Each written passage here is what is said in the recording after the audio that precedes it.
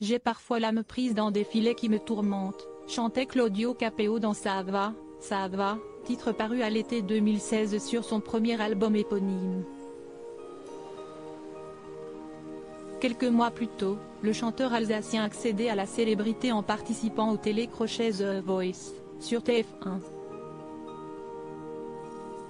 Un tournant difficile à vivre pour le jeune homme, qui jusque-là se produisait avec des amis dans la rue et dans des bistrots.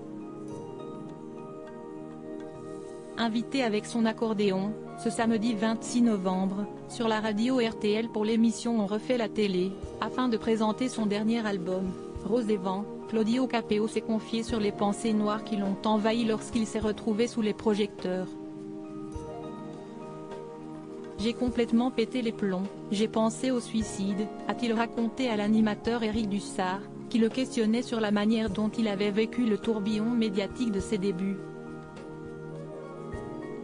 La voix tremblante, le chanteur de 37 ans a témoigné avoir souffert alors d'un syndrome de l'imposteur. D'un coup t'es reconnu dans la rue, d'un coup je ne comprends pas tout ça, d'un coup j'ai l'impression d'être un escroc, pas légitime, je me dis que les autres le méritent bien plus que moi.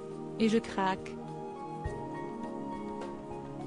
Originaire de Cernay, dans le Haut-Rhin, et issu d'un milieu modeste, Claudio Capeo a confié avoir connu une grande solitude au moment d'enregistrer son premier album à Paris, loin des siens, et s'être senti mal quand succès et argent lui sont tombés dessus, l'album Claudio Capeo ayant été certifié disque platine.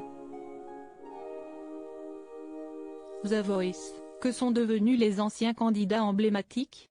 Entre sacrifice et résilience j'acceptais pas tout ce luxe, ces trucs-là qui servent à rien. Ça, je supportais pas, a-t-il commenté, se souvenant des palaces et autres trucs de fou. Moi je voulais simplement être avec des gens, faire de la zik, monter sur scène, m'éclater, voilà c'est tout. Dans une interview exclusive pour Gala en octobre dernier, l'interprète d'un homme debout avait déjà évoqué les doutes et les tourments de ses débuts. Mais il avait aussi raconté comment, conscient des sacrifices déjà accomplis pour vivre de la musique, il s'était accroché pour essayer d'aller le plus loin possible. On n'est pas des petits faiblards.